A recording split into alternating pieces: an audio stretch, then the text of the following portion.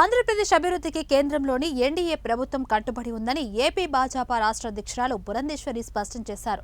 ఢిల్లీలో ఏర్పాటు చేసిన సమావేశంలో కేంద్ర మంత్రి శ్రీనివాస వర్మ భాజపా ఎంపీలతో కలిసి ఆమె మాట్లాడారు. ఏపీలో వెనుకబడిన జిల్లాలకు కేంద్ర సాయం అందిస్తుంది. రాయలసీమలోని 4, ఉత్తరాంధ్రలోని 3 జిల్లాలను వెనుకబడిన జిల్లాలుగా గుర్తించి ఏడాదికి 50 కోట్ల చొప్పున ఇస్తున్నారు. ఈ 7తో పాటు వెనుకబడిన ప్రకాశం జిల్లాను కూడా కలిపారు. మొత్తం రాష్ట్రంలో 8 జిల్లాలకు సహకారం అందిస్తున్నారు. నాడు నేడు రేపు ఆంధ్రప్రదేశ్ అభివృద్ధికి ఎన్డీఏ ప్రభుత్వం కట్టుబడి ఉంది.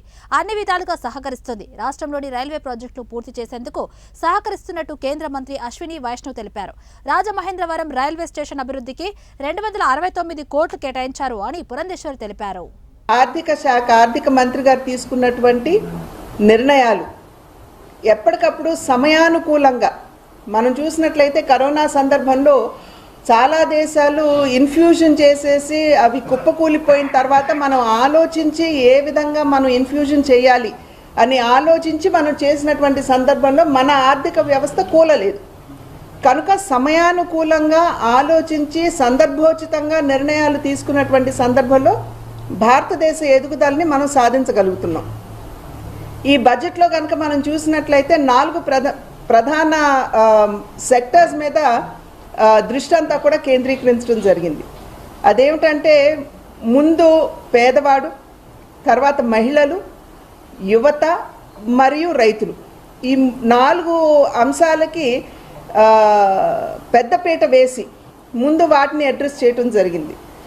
మరి మనందరికీ తెలుసు భారతదేశం అంటే కేవలం ఏదో కేంద్రం అని కాదు, రాష్ట్రాలన్నింటినీ కలుపుకుని ముందుకు వెళ్ళేటువంటి సందర్భంలో ఆ యొక్క ఆలోచన విధానంలో భాగంగా ఆంధ్ర రాష్ట్రానికి చూసినట్లయితే ఇవాళ బడ్జెట్లో మనకి అన్ని విధాలా కూడా సహకారాన్ని కేంద్రం అందించడం జరిగింది. ఇవాళ చూసినట్లయితే గడిచిన 5 సంవత్సరాల కాలంలో బహుశా మన భారతదేశంలోనే కాదు ప్రపంచంలో కూడా రాజధాని లేని రాష్ట్రం ఉంటుంది అని చెప్పి మేమైతే విశ్వసించడం లేదు. కానీ ఇవాళ ఆంధ్ర రాష్ట్రం గురించి ఎవరో చర్చించినా సరే ముందు రాజధాని లేని రాష్ట్రం ఏదన్నా భారతదేశంలో ఉన్నది అంటే అది ఆంధ్ర రాష్ట్రం అని చెప్పి అందరి నోళ్ళల్లో నానుతున్నటువంటి విషయం. కనుక ఈ సందర్భంలో అంతకుముందు 2014 ఎప్పుడైతే మనం విడిపోయామో రీఆర్గనైజేషన్ యాక్ట్ కింద కమిటీని వేసి ఎక్కడ రాజధాని పెడితే బాగుంటుంది అనేటువంటి అంశాన్ని కూలంకుషంగా పరిశీలించిన తర్వాత అమరావతి రాజధాని అని చెప్పి నిర్ధారించడం జరిగింది. ప్రతి ఒక్కరూ కూడా అసెంబ్లీలో దీన్ని స్వాగతించారు, అన్ని పార్టీలు స్వాగతించాయి. కేవలం 54,000 ఎకరాలు మాత్రమే కాదు, ఇంకా ఎక్కువ తీసుకోవాల్సి వచ్చినా కూడా తీసుకోవాలి అని చెప్పి ప్రస్తుత ప్రతిపక్ష నాయకుడు చెప్పినటువంటి మాట. కానీ వారు అధికారంలోకి వచ్చిన తర్వాత 3 ముక్కల ఆటలాగా 3 రాజధానులను తెర మీదకి తీసుకుని వచ్చి సంపూర్ణంగా అమరావతిని విస్మరించి నిర్వీర్యం చేయటం జరిగింది. ఆది నుండి కూడా భారతీయ జనతా పార్టీ అమరావతి రాజధాని అన్న మాటకి కట్టుబడి ఉన్నది.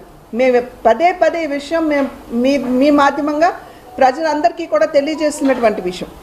ఇవాళ బడ్జెట్లో చూసినట్లయితే అమరావతి నిర్మాణానికి వెంటనే 15,000 కోట్లు, అంటే ఈ మిగిలిపోయినటువంటి 6 నెలలు ఏదైతే ఉందో దానికి 15,000 కోట్లు కేటాయించడం మాత్రమే కాకుండా ఇంకా ఇతర సంస్థల నుండి కూడా వనరుల్ని తీసుకొచ్చే విధంగా మేము మార్గం సుగమం చేస్తాము అని చెబుతూ సావరెన్ గ్యారంటీ మేము ఇస్తామని చెప్పి కేంద్ర ప్రభుత్వం చెప్పినటువంటి అంశం. కనుక కేంద్ర ప్రభుత్వం అమరావతి బాధ్యత తీసుకున్నది అని చెప్పి మీ మాధ్యమంగా ప్రజలకి తెలియజేస్తున్నాను. అదేవిధంగా పోలవరానికి సంబంధించి కూడా అన్ని విధాలా మేము పోలవరానికి కట్టుబడి ఉన్నామని చెప్పి మొదటి నుండి భారతీయ జనతా పార్టీ చెప్తున్నటువంటి మాట. ఇవాళ దాన్ని తిరిగి నొక్కి వక్కాణిస్తూ బడ్జెట్లో నిర్మలా సీతారామన్ గారు పోలవరం నిర్మాణానికి సంపూర్ణమైనటువంటి సహకారాన్ని అందిస్తామని చెప్పి వారు ఇవాళ ప్రస్ఫుటంగా చెప్పినటువంటి విషయం. ఇది మాత్రమే కాకుండా ఇన్ఫ్రాస్ట్రక్చర్ డెవలప్మెంట్ ఏదైతే ఉంటుందో ఏ రాష్ట్రమైనా సరే ఆర్థికంగా ముందుకు వెళ్ళాలంటే మౌలిక సదుపాయాలు వస్తువులు కనుక సరిగ్గా లేకపోయినట్లయితే, అంటే రోడ్లు కావచ్చు, రైలు కావచ్చు, పోర్ట్లు కావచ్చు, ఎయిర్పోర్ట్లు కావచ్చు, ఇవన్నీ కనుక సవ్యంగా లేకపోయినట్లయితే ఆర్థికాభివృద్ధి అనేది ఏ రాష్ట్రం కూడా సాధించలేదు.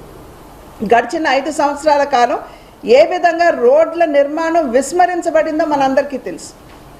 నేషనల్ హైవేస్ అంటే జాతీయ రహదారుల మీద పట్టుపరుపుల్లాగా వెళ్ళిపోతూ ఉంటే వాటిని దారి ఒకంత మనం పక్కకు తిరిగి రాష్ట్ర రహదారుల మీదకి వస్తే ఎంత అధ్వానంగా ఉన్నాయో మనందరికీ కూడా తెలియనటువంటి విషయం కాదు. కనుక ఇవాళ కేంద్ర ప్రభుత్వం ఆంధ్ర రాష్ట్రాన్ని ఆర్థికాభివృద్ధిలో సైతం ముందుకు తీసుకువెళ్ళాలి అనేటువంటి ఆలోచనతోటి మౌలిక సదుపాయాల కల్పన మీద, వాటి యొక్క నిర్మాణం పునర్నిర్మాణం మీద దృష్టి పెట్టి అన్ని విధాలా కూడా మేము సహకరిస్తామని చెప్తూ, ఇంతకుముందు విశాఖపట్నం చెన్నై కారిడార్లో కొప్పర్తి లేదు, కానీ కొప్పర్తిని కూడా చేర్చి ఇవాళ కొప్పర్తిని ఇండస్ట్రియల్ కారిడార్గా అన్ని విధాల వాటరు, పవరు, రోడ్లు అన్ని విధాలా కూడా సదుపాయాలు కల్పిస్తూ మేము దాని డెవలప్మెంట్కి మేము దోహదపడతామని చెప్తూ, అదేవిధంగా ఓర్వకల్లు కారిడార్ ఏదైతే ఉందో, ఇండస్ట్రియల్ నోడ్ ఏదైతే ఉందో దానికి కూడా మేము సంపూర్ణమైనటువంటి సహకారం అందిస్తామని చెప్పి కేంద్ర ప్రభుత్వం చెప్పడం జరిగింది.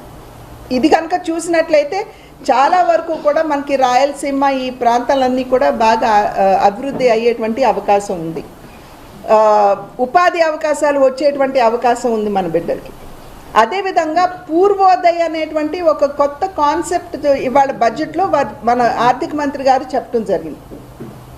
పూర్వోదయ అంటే ఈస్టర్న్ స్టేట్స్ ఏవైతే ఉన్నాయో అక్కడ సర్వతోముఖాభివృద్ధికి దోహదపడాలి అంటే మానవ వనరులు కావచ్చు, మౌలిక వస్తువులు కావచ్చు, వీటన్నిటికీ దోహదపడే వీటి యొక్క అభివృద్ధికి దోహదపడే విధంగా పూర్వోదయ అనేటువంటి ఒక పథకాన్ని, ఒక కార్యక్రమాన్ని వాళ్ళు నిర్మలా సీతారామన్ గారు అనౌన్స్ చేశారు.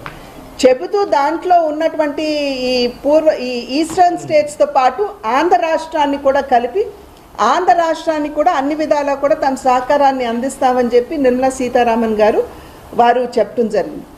అదేవిధంగా ఇంతకుముందు వెనుకబడినటువంటి ప్రాంతాలకి సహాయం కేంద్ర ప్రభుత్వం అందిస్తూ వస్తుంది. అంటే ప్రతి వెనుకబడినటువంటి జిల్లాకు కూడా 50 కోట్ల రూపాయలు. సో రాయలసీమలో ఉన్నటువంటి 4 జిల్లాలు, అదేవిధంగా ఉత్తరాంధ్రలో ఉన్నటువంటి 3, వీటిని కలిపి వెనుకబడినటువంటి జిల్లాలుగా గుర్తించి వాటికి సంవత్సరానికి 50 కోట్ల రూపాయల సహకారం కేంద్ర ప్రభుత్వం